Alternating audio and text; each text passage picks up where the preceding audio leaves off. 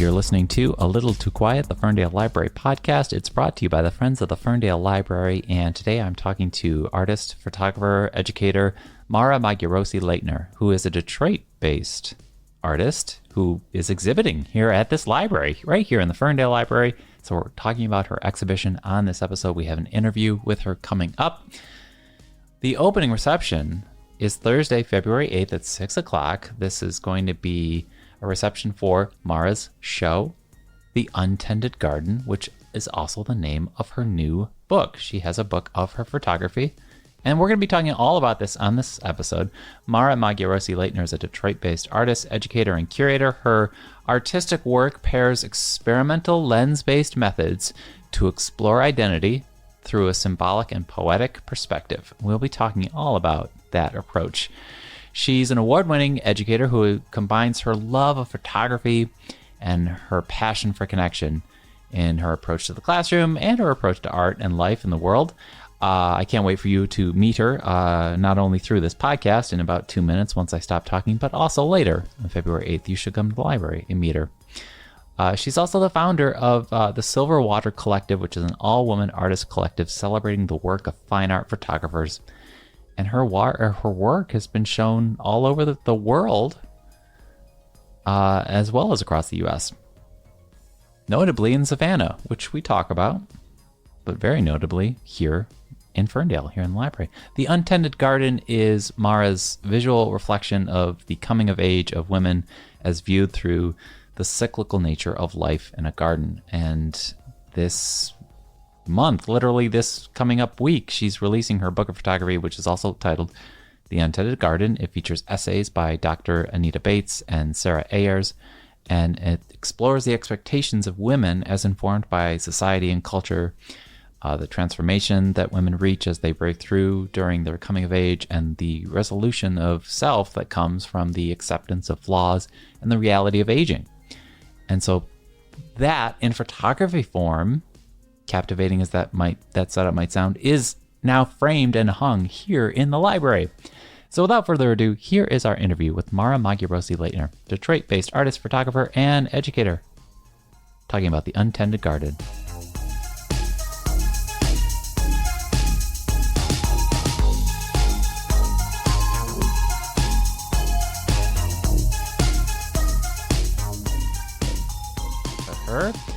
It's Mara Magyarosi-Laytner. Hello.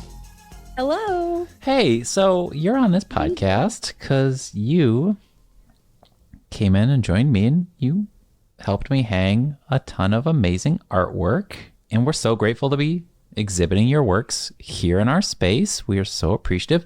And folks, mark your calendars, come to the library on February 8th. That's a Thursday evening, because Mara will be here. Her amazing photography work will be here, which we're about to talk about. And she'll be talking about her book that she's been working on for a long, long time. Both the book and the exhibition are titled The Untended Garden. So hello, Mara. How are you? I'm great. Great. So can you, I guess, first discuss...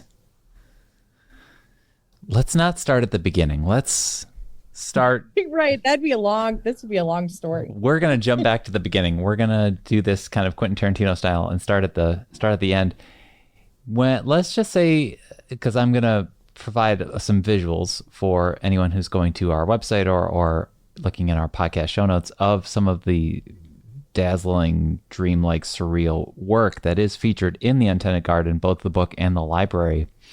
Can you just talk about how you wound up getting into that process? What even is all that process? What inspired you to, well, is experimental the right word? Talk about The Untended Garden. I guess that's my simple first question. Talk about The Untended Garden. Experimental is 100% the right word. I am definitely an experimental and alternative process photographer. I very much enjoy doing things that make it so that my work doesn't feel like it's in some ways part of this reality. And so I like playing with things like shooting through glass or transferring my work onto different surfaces or things that remove it from just being a straight photograph. Sure. There's there's a lot of talk in the photography world about whether or not photography is an art, and obviously we could go down that rabbit hole 100%, which is pretty wild. And of course, like the fine art photographers have won, and we've won for like years and years. But part of that discussion comes from the fact that a lot of photography is replicated over and over again. Like you can print it or you can do other things. And so my work, I make a point to make it so that replicating it isn't as easy. So that's kind of where some of that is coming from. Maybe that's a good point, though, because let's talk to the folks out there who might have perhaps not a full perception of photography. Let's expand their lens, because yeah, I mean, a lot of people might think, well, photographers are probably really good at finding the exact right angle when they point their camera at the thing or the person. Right. And that's all they're good at, because they're real good at angles and timing. Or maybe they take 1,000 photos and they pick the one. Or maybe they think it's like, oh, aren't all photographers like wedding photographers? You're talking about this whole other thing after you snap the here I am, not even educated. Yes, snap the picture. Right? Yeah. So a lot of what I'm doing, there's parts of what I'm doing that happens in camera, and then a lot of what I'm doing happens after, like post. And a lot of times when people talk about posts, they're talking about things like digital processing, right? Like shifting the color.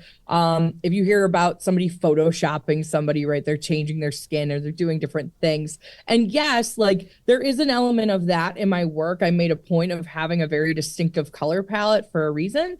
But a lot of what I'm doing actually happens after that. So I will print my work. I will print it on a special substrate that makes it so that the ink can transfer onto different surfaces. And for some of my photographs, I then take flowers and different objects and lay it back over top of that print and then re-photograph it again.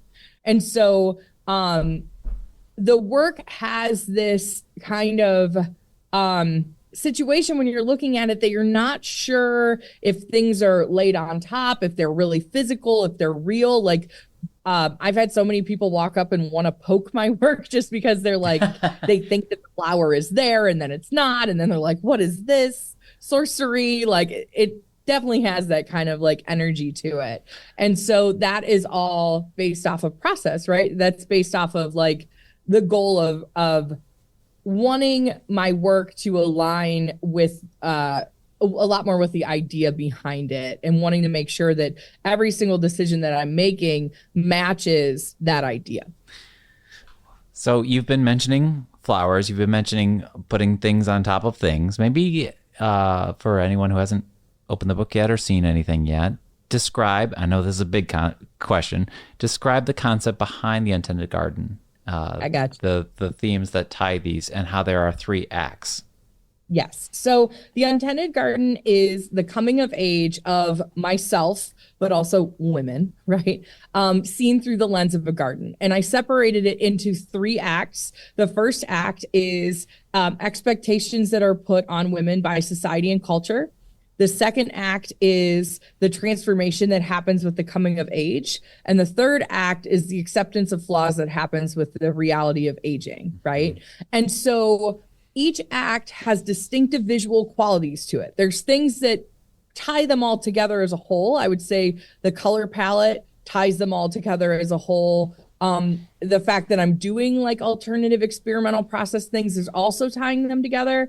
But when it comes to there's specifics about each one that set it apart. So for example, Act 1 is all about expectations. And so I took objects that were related to the expectations that are put on women, like things like makeup and hair and just different things that related to those expectations, and also mix them with things that are coming from the garden. So I was very specific.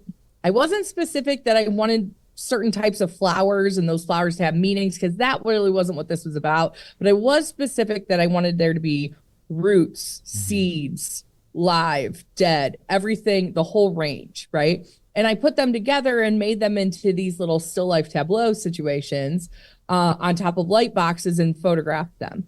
And then I made transfers of them and onto paper. And so you can see the brush strokes in the image. So even though they are photographs, they kind of feel like paintings, and it sets the stage, right? Because when you think about acts, especially when you talk about acts, it's usually in a book or literature or play structure. The act one is your establishment, right? What brought us here, and where are all of our characters sitting, and why are they sitting here, and what's happening, right? And then the second act is always like the situation or the change, right? That's brought to the table. And that can be good or bad. A lot of times they say that it's like the problem, but it's not necessarily the problem. In this case, it's the shift, right? And so the second act is about the transformation that comes with the coming of age. And that's just from, I read this quote, and when I was doing my research, and I couldn't tell you who it's by, but I did cite it in the book, so you would know. Sure. And it said that women or girls start to refer to themselves as women anywhere between the ages of like, it's something like 18 to 70, which is the weirdest and most ridiculous range of ages. Like, you're very different between the ages of 18 and 70 years old, right? And the fact that it's not a straight process, right? It's not an immediate thing that shifts you from one thing to the next. And sometimes it's not linear. And so act two are laid out so they are visual timelines that overlap and change. And they're specific to that because I wanted to reference that idea of like, my grandma and her sisters refer to themselves as the girls. Mm-hmm. They're in their 80s, right? And so like, this is not, and I'm in my 30s, and this is like, how do I refer to myself, and where am I at, and who am I, and where does that identity shift in how I view myself, right? Mm-hmm. And then the third act, which is in plays and books and everything, the third act is that conclusion, right? But in this, it's the acceptance of flaws and the coming of age, or the acceptance of flaws and the reality of aging. Sorry. And that is, they're self-portraits taken of me with a lens that's a lens baby, like velvet lens, which is a very like old Hollywood kind of vibe lens to it. And I photographed myself and the parts of myself that I didn't really appreciate.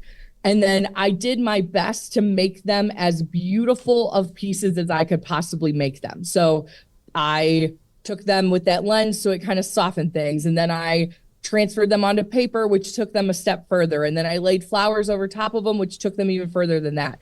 In each separation, right, between myself and the viewer, made it so that it's almost like an act of veiling, right? Because it's like you're just thinking about like how you view yourself, how that changes over time, how that acceptance happens. And so that's the overarching vibe of the three acts and what's going on in them. I have so many questions. Where do I go first? How about how long of a process is this? And that's also my sneaky way of asking, when and how did you come to that as like your three acts? When did they all lock in? Did you come to that all in order? What was that process like? Okay, because it's almost like you're creating photographs and art to express this, but I almost feel like you do have a narrative outline as a writer almost underneath it. Yes. So I created this body of work as a part of my MFA through the Savannah College of Art and Design. And so while I was making it, the MFA process burns you down and starts you over again. I mean, that is the distinctive way that I can describe it. I came in there a very different person and left a very different artist. And when I started that MFA, I was making work from hyperstimulation, which was the work that I was making the last time I showed at the library. And so, I came in there like, okay, I'm just going to keep it moving on hyperstimulation. This is important work. Let's go. And realized very quickly that I had already done everything I wanted to do with that. And so it was like, okay, well, now what, right? And then the pandemic happened, right? And so I was trapped in my studio at my house for the entirety of 2020 with teaching at home and seemingly nothing to do when the kids were all working and doing different things. And so I just started making a lot of different work, a lot of different bodies of work while I was there. But also at the same time, I was going through a very strange time in my life. I was switching jobs. I was having, I was kind of like, we were all riding the mental health train during this time. Like we didn't know where we all were at, right? And that was very much where I was too.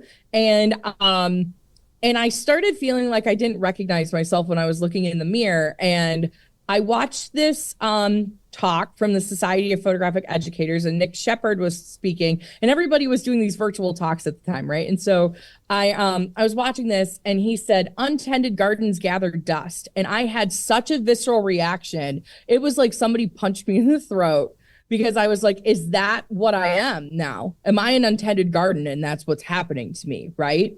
And from there is where I started making work. Like I knew the name of it and I knew why I was here before I ever touched the camera to make anything for it, which is rare. It doesn't usually work like that. A lot of times photographically, you're out there making work, just making it to make it. And then all of a sudden you're like, wait, this all goes together. Oh, wait, okay.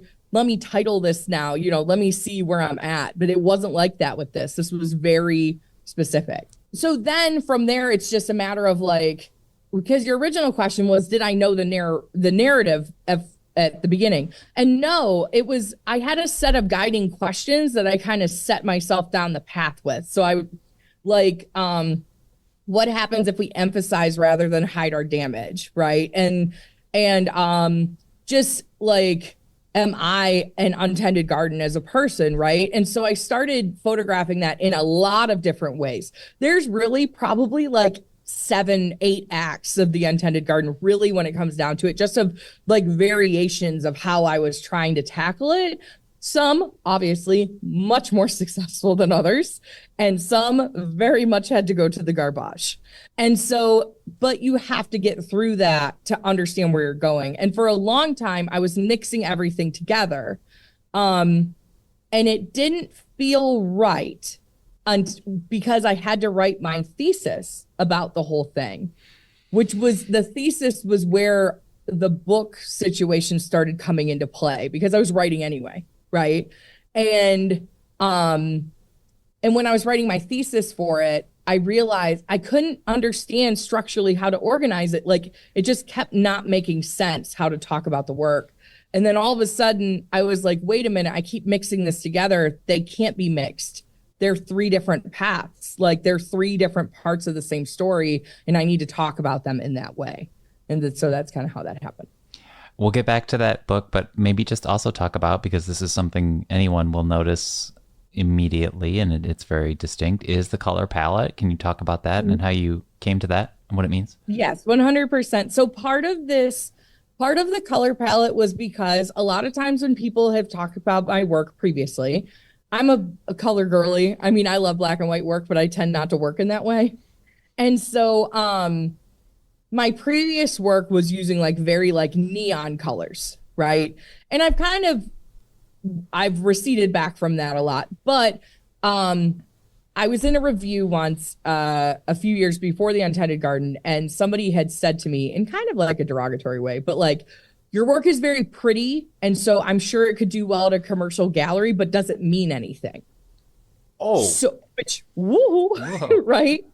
So, of course, I was like, okay, I have thoughts, but, and that's something that kind of repeatedly kept coming up. Oh, Mara, your work is so beautiful, but what does it mean? Oh, does it even connect to what you're talking about? Like, if you didn't have your artist statement next to your work, could anybody understand what you're doing? Like, and that just kind of kept coming up. So I wanted to make sure that this body of work was the prettiest thing I've ever made in my life, right?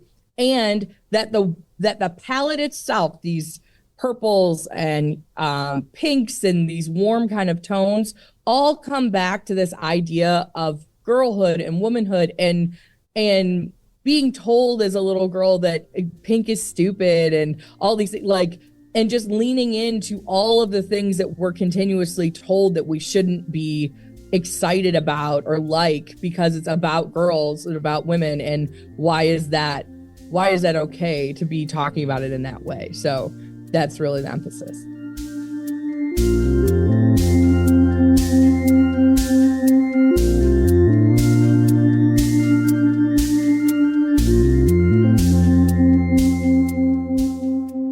Wonderful. Well, just subjectively, I'll say that, and maybe this is for listeners of the podcast, we've had staff walk through and people are loving it. And I've even had one staff person say, of the many art exhibitions that I've been able to book here, that this is their favorite to date, and they're really blown away by it. So, that's exciting. Tell that person who gave you the backhanded compliment. But then go back to how you come into making a book. Because it does seem like, well, I am doing all this writing anyway. Maybe it could be a book. But that also is just like, a lot of people are like, well, I could write a book. But as you discovered, writing a book is a long process. It's hard. But like, talk about all that. Well, and I think that it's important to note that a photography and art books tend to be a little different, right, than traditional like fiction or nonfiction publication, right? Because there is not as much writing. The work is the photographs, the art pieces are the communication, mm-hmm. right? And so yes, there is some writing in the book, and I have there's essays written from Dr. Anita Bates and Sarah Ayers wrote essays like responding to the work, and I included excerpts from my thesis of information of what's going on in the book and all of those things. But when it comes down to it, like, it is a way to get the Untended Garden to as many people as I can, because a lot of times people are not going to see it in exhibitions because exhibitions might not be close to them. And I have traveled the work to different spaces, but I still want people to be able to see it, right? And I think that was my initial motivator. I am a book person. I collect photography books. I've been collecting photography books since I was in my first years of photography classes. One of my teachers just would hand us books when we were not feeling like we didn't know where we were at. And so she would just be like, well, look at this and then tell me where you think you're at after that. And so from the second that I started teaching, I started collecting books at every Christmas, holiday, birthday. I would just ask everybody to give me photography books because they were expensive and I was a student and I couldn't swing it, right? And so gradually now my library is pretty extensive, and I keep it at school too. So all of my students that I teach have access to it all the time, which I think is super fun. Which is also funny too, because I've had visitors come to the class and they're like, oh my God, you let them touch those? Like, I have special editions and different things. And they're like, you let them touch those? And I'm like, yeah, because books are made to be lived. Like, this is why I'm not making the Untended Garden to sit on a shelf and nobody ever look at it again. Like, it is a tool of communication and a way to visit and enjoy the work. And I think that photography is meant to be in print. And so being able to see it, even though it isn't the same as maybe the way that like the work is exhibited and the choices that I make in the work, if you see it in real life, that's a little different too. But I think that it's a good close second for people to be able to see and be able to enjoy the work and support artists in other ways. And photography books have had such a gigantic blow up in the past, I would say 10 years or so. There are so many small houses that are making publications. There's so many different spaces that are backing books. There's so many nonprofit book spaces that are doubling down on photography. And I think this is just the right time to throw this body of work that I feel like is so important. But if I stop showing it, I don't want the conversation to go away. Sure. And so that's where somebody had told me that, well, books are eternal, right? Like, once it's out there, when I was writing my bio for the book, I got like, hey, you need to change this and this and this because books are eternal and you want this to work for you 10 years from now, 50 years from now, you want people to know about you. And I was like, oh my goodness, I never even thought about it in that way. It's a very romantic way to think about it. Oh, yeah. The book is also like an epic, comprehensive artist statement for the show. But I think you'd mentioned this too, and I think it's worth noting, is that as you were developing the book, then you get kind of a very, I would consider helpful or constructive note of like, there has to be a little bit more you in this book, right? Yes. Especially because like this does or does not have to be some like grand overarching statement like this is the full philosophy of the entire experience of womanhood, but it at the end of the day, not to make a pun or anything, it's through your lens, right? Literally. Right. 100%. So I while I've been making this book, so I started the work in 2020, and then I've been making the book itself for over a year. So books take a long time, and I have designed everything about this and done everything about this. My friend Lily Restow has definitely helped me with the editing process of it, but I've done like the design of the book. I'm a closet designer out here.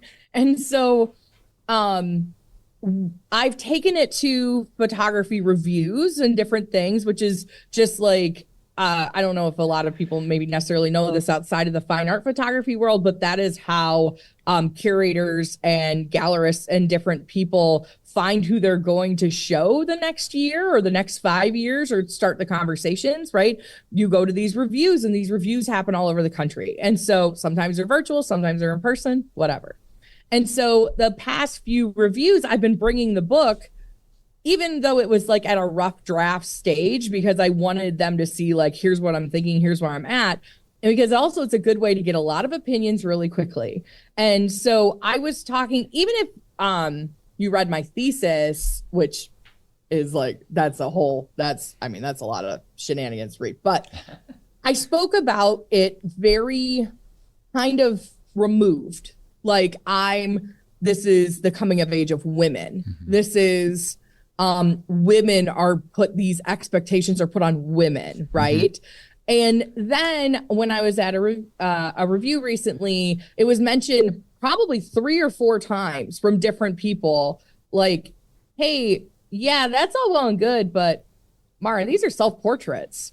These are about you. Like, this is about your experience and the coming of age of you specifically. And so we're missing that in your statements. We're missing that in your in how you're writing about yourself within the book. And like, even like my artist statement was kind of a little floaty, right? And so so then I started adding in handwritten elements into the book of the questions that I was asking myself when I was making the acts and the questions that were happening, because I wanted there to be more of that element of me, that this was driven by my own experience, and that my own experience then is going to make it so that I can have empathetic conversations with other people about this topic, which is a lot kind of how I make work in general. Anyway, when I was making hyperstimulation, it was about anxiety disorder and disorders in people. And it was based off of me having one and me doing my own research. And then that created conversations.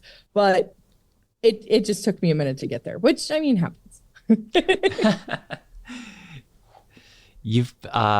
I don't want to blow this up into a whole thing, but I almost feel like it is a good point to dive into it, because we are talking about how this is your art, your statement, your lens, your perspective, and you are in fact making it very beautiful and compelling and also relatable. But gosh darn it, why are there some people out there who just don't think of photography as art? I know, right? Isn't that crazy?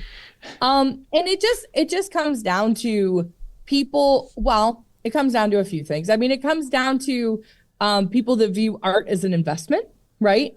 Which is definitely a conversation. Sure. A lot of people do. They view art as an investment.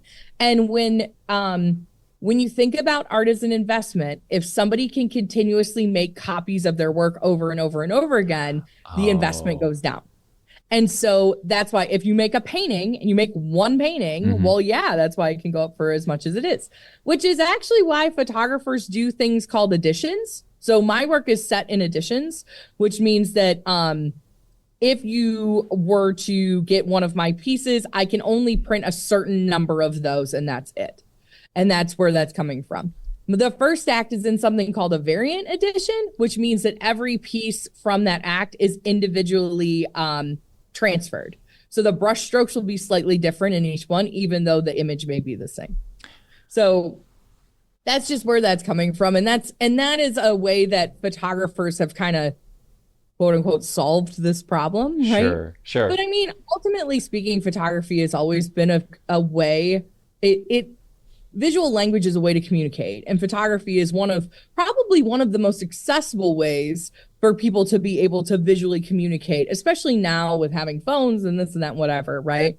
And so people are always like, well, is photography dead? No, because we're all doing things in very vastly different ways. And the people who really care about what they're doing and they're really going for it are doing weird, inventive stuff. And that's the awesome part about it. There's space for all of us that are making all sorts of crazy things. I want to also jump back to the book and just, first of all, just congratulate you on finishing it. And I wonder if you could just mention to any listeners out there, I know it's not apples to apples here, but it is, there is a few shreds of universality in just the experience of putting a book together. Patience is key, but any advice to people out there now that you went through that gauntlet? Yeah. Yes. So, I think it's important to note that I went through a self-publishing process with my book, and then in the act of self-publishing, created my own publishing press, because I decided that now that I have this experience, that I can help others if I want to, or I just think that it's neat if all of my books come out under the same press, like that idea.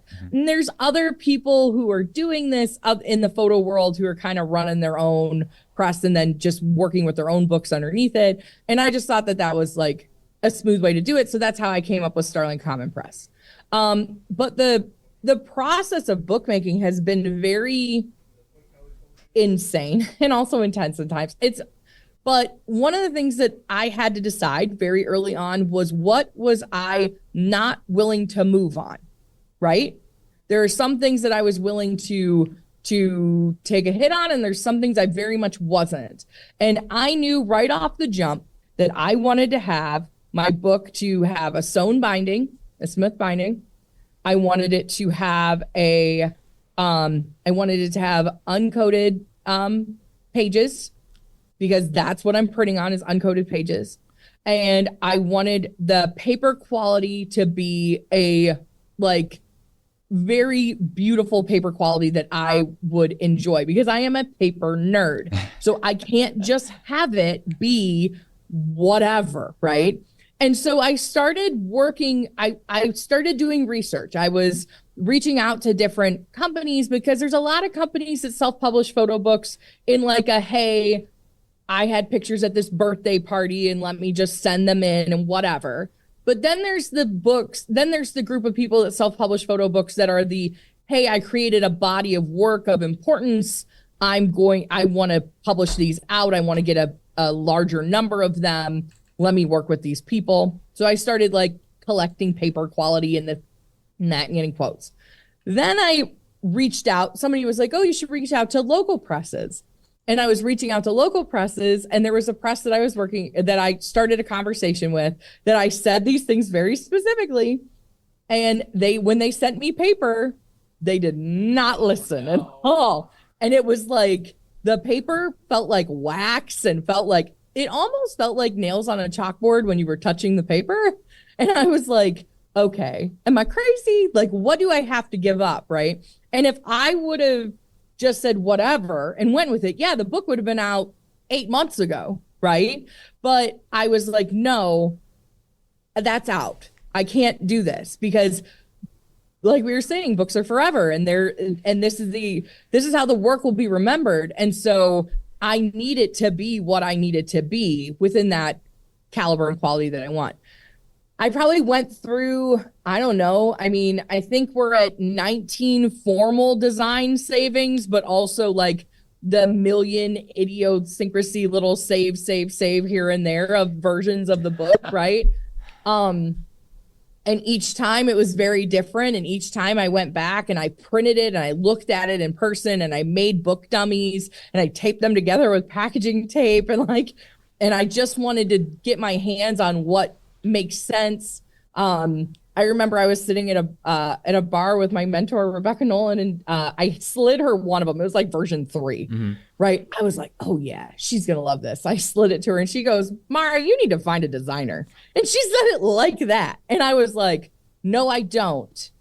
Whoa. But I hear you. Whoa. Right? Like, no, I don't. I'm going to do this because the work's so personal to me that I didn't want to let anybody else touch it. Yeah. And I felt like it just had to be. If I couldn't make the book, it didn't feel worth it, right? And so I was like, okay, heard, right?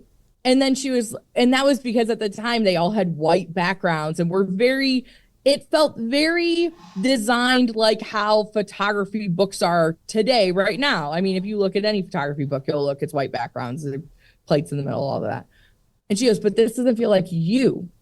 So you need to make this feel like you. And so then I went back and I looked at it again and I changed this, changed that, changed this. And then one of the days I was looking at it and I was like, I think I need to shoot images for the backgrounds. And then I redid everything. And then from that point, all of a sudden it was on. We were like, okay, here we go. Like, this is a whole different thing. And that was just the design of like how everything was laid out. And then it was like figuring out the writing part and figuring out who you want to work with you for your writing. Like, I picked Anita and Sarah distinctively because they are two curators that I've worked with for a long time that know and understand my work.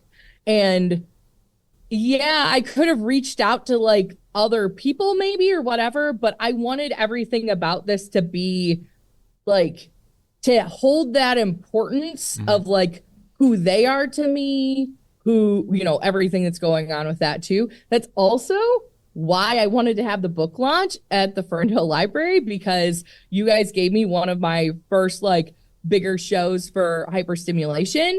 And so when you guys reached out, I was like, well, because I had held steady that I have not shown this work as a body of work since I did my first exhibition for it in Savannah. I've shown it in onesie, twosie things all over the world, but I did not want to show it unless it felt right. Wow. And so I wanted to have the capsule exhibition here of being able to show the work in portion, but I still was like, okay, it has to feel right or else I won't do it.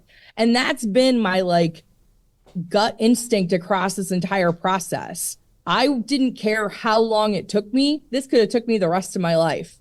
But if it didn't feel correct, it wasn't going to happen. And so I think it's hard because I'm stubborn and that maybe everybody doesn't have time for that in the process, but that's definitely where I came from in the process, so that I knew when this book finally came out, it was something that I would be very proud of and excited to have out here, and that there was no regrets. That's so powerful, and we're so honored that we could be the place where you're doing that. That is so powerful. The only other like tiny question I would have is that I know we have about 18 or 19 pieces here on display. I imagine there's more. Do you have like the actual number in your head of what the shows? There are 36 plates for the Untended Garden. And yeah, so there are definitely more pieces. You can see them on the website. You can see them in different spaces. In the book. I've shown them. Yep, they're in the book. All of them are in the book, right? So you can see all of the examples. But I think that we chose a good set to have at the library to show like the essence of what the book is about and to have it feel curated. And one thing I'm really excited too about the library show is that when you walk in, you can see like the designs of the pages in the first hallway, which I think is super fun too. Oh, yes. So hopefully you at home listening are as excited as I am after hearing that whole story. Mara, thanks so much for telling us your whole story. We'll have to have you back on and we can do the whole, how'd you get into photography? I imagine that's a whole other episode. Listen, I will come back anytime you want. Yeah, But I could talk about photography all day. There's a lot of things. I also want people to come to the reception and come right up to you and say, "Hi, Mara, how did you get into photography?" And then you can tell them all right then and there in person. Yeah, then we can have a whole soiree on that. That's a whole thing. All right, so we're going to share some images, and we'll have more information in our show notes for this podcast. But that is the key detail. Thursday, February 8th, 6 to 8 o'clock. Come to the library. We'll be hanging out. We'll be looking at even more images. I think the book will be there, Mara. Yep, that is the plan. All right. Well, thanks for joining us. Thank you for having me. I will have a link to Mara Magyarosi-Laytner's website also provided to you, the listener of this fine little podcast that we make here inside of the library. I'm 20 feet away from art with my little microphone right here. It's a little too quiet. It's the Ferndale Library Podcast, and it's brought to you by the Friends of the Ferndale Library. If you want to find more information about supporting this podcast, visit ferndalefriends.org. You could also come to the art reception and meet John Duffy, who will be providing some ambient music in the background. He is also the person that you hear intro and outro music on this podcast from. You can meet that human being in the flesh at the art reception. Come on. So you know you want to do that. You've heard John Duffy's name on this podcast every week. My name is Jeff, of course, and we thank you for listening, and we'll be back next week with more. Thanks for listening, which I just said. Until next time.